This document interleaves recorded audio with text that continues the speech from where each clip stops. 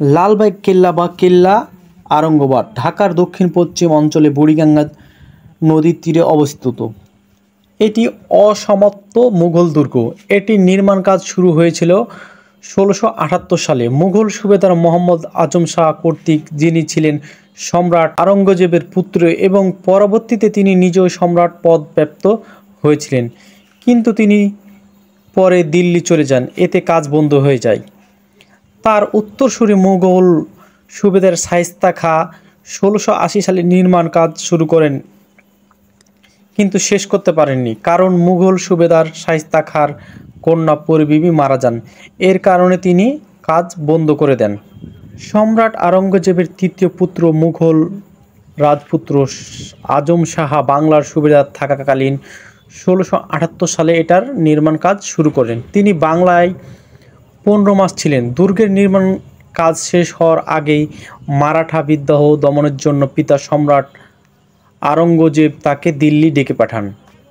এই সময় একটি মসজিদ ও দরবার হল নির্মাণের পর দুর্গ নির্মাণের কাজ থেমে যায়। সুবেদার শায়েস্তা খাঁ ১৬৮০ সালে পুনরায় বাংলার সুবেদার হিসাবে ঢাকায় এসে দুর্গের নির্মাণ কাজ পুনরায় শুরু করেন। ১৬৮৪ সালের এখানে শায়েস্তা খানের কন্যা পরিবিবির মৃত্যু ঘটে। কন্যার মৃত্যুর পর শায়েস্তা খাঁ এ দুর্গটিকে অপায়া মনে করেন এবং ১৬৮৪ খ্রিস্টাব্দে অসমাপ্ত অবস্থায় এটির নির্মাণ কাজ বন্ধ করে দেন। লালবাগের কেল্লার তিনটি প্রধান স্থাপনার মধ্যে পরিবিবির সমাধি হলো একটি। শায়েস্তা খান ঢাকা ত্যাগ করার পর জনপ্রিয়তা হারায়। ঢাকা থেকে মুর্শিদাবাদে রাজধানী হস্তান্তর করা হয়েছিল, এটি ছিল প্রধান কারণ। রাজকীয় মুঘল আমল সমাপ্ত হওয়ার পর দুর্গটি পরিত্যক্ত অবস্থায় রয়ে যায়। ১৮৪৪ সালে এলাকাটি আরঙ্গবাদ নাম বদলে লালবাগ নাম পায় এবং দুর্গটি পরিণত হয় লালবাগ দুর্গে। সেই থেকে এখন পর্যন্ত এটি লালবাগ কেল্লা নামে পরিচিত লাভ করে। লালবাগ কেল্লার তিনটি বিশাল দরজার মধ্যে যে দরজাটি বর্তমানে জনসাধারণের জন্য উন্মুক্ত করে দেওয়া হয়েছে, সে দরজা দিয়ে ঢুকলে বারবার সোজা চোখ পড়ে পরিবিবির সমাধি। সচরাচর টেলিভিশন, খবরের কাগজে, ম্যাগাজিনে লালবাগ কেল্লার যে ছবিটি দেখা যায় সেটাই মূলত পরিবিবির সমাধির ছবি।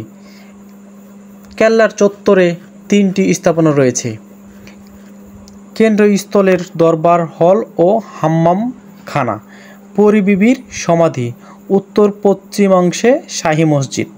কেল্লাতে একটি মসজিদ আছে। আজম শাহ দিল্লি চলে যাওয়ার আগে তিনি এই মসজিদটি নির্মাণ করে গিয়েছিলেন।